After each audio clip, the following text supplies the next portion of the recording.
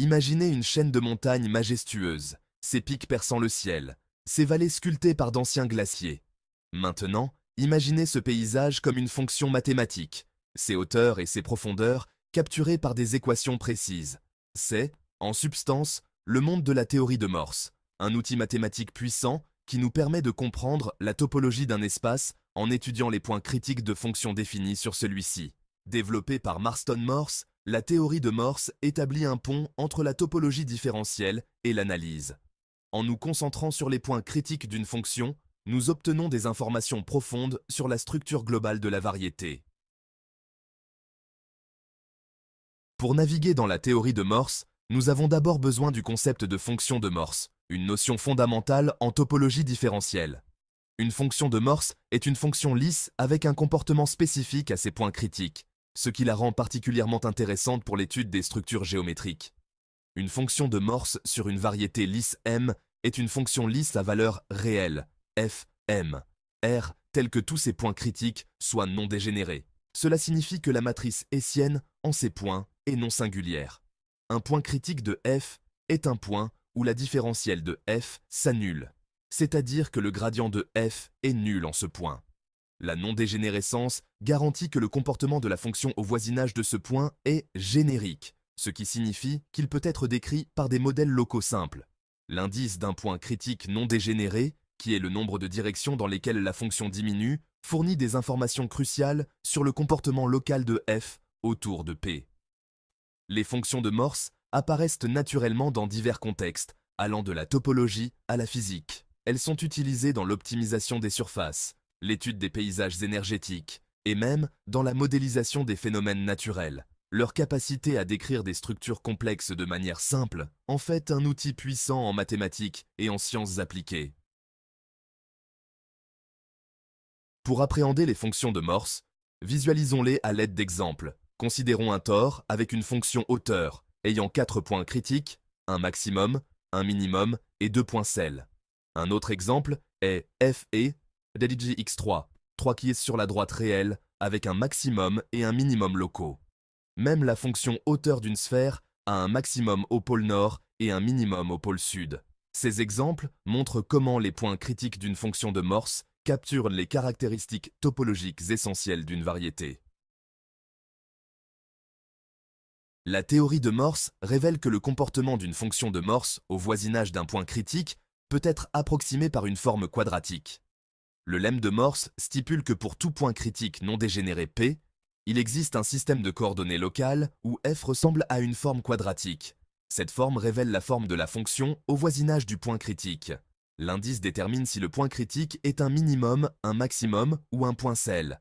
Cette approximation nous aide à comprendre comment les ensembles de niveaux de f changent, fournissant des informations sur la topologie de la variété. Les inégalités de Morse relient les points critiques d'une fonction de Morse à la topologie de la variété.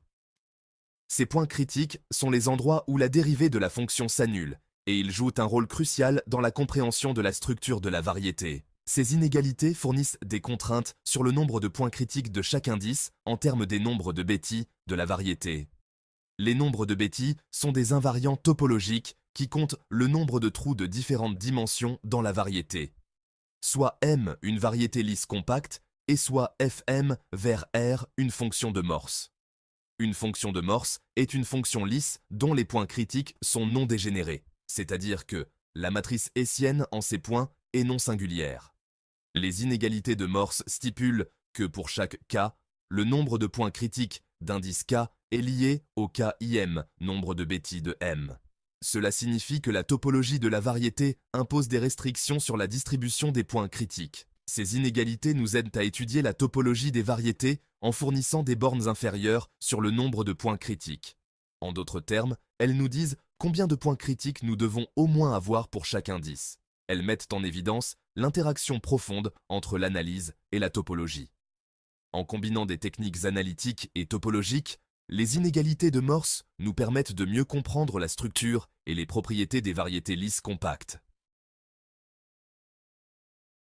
La théorie de Morse fournit un cadre pour calculer les groupes d'homologie d'une variété à travers le complexe de Morse. Le complexe de Morse est construit en considérant les lignes de flot du gradient d'une fonction de Morse.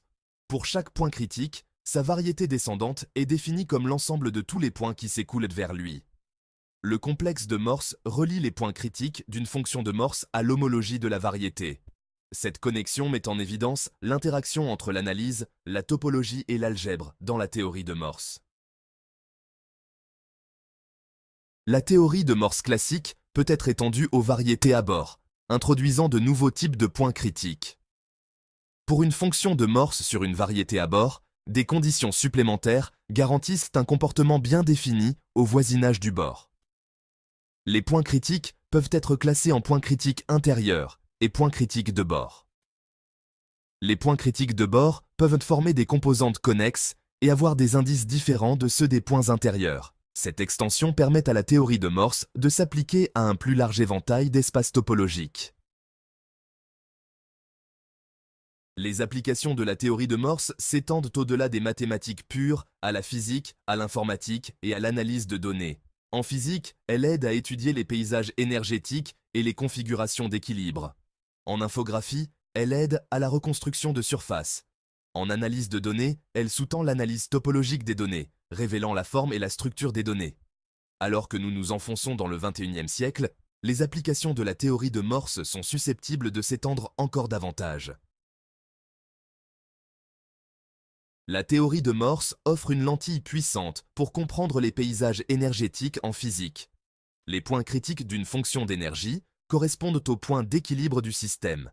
L'indice d'un point critique détermine la stabilité de l'équilibre correspondant. En étudiant les connexions entre les points critiques, nous pouvons comprendre les transitions du système. Ces transitions correspondent à des processus physiques importants comme les réactions chimiques et les transitions de phase. La théorie de Morse fournit une compréhension globale du comportement du système à partir des propriétés locales de son paysage énergétique. L'impact de la théorie de Morse est un témoignage de Marston Morse, un mathématicien visionnaire.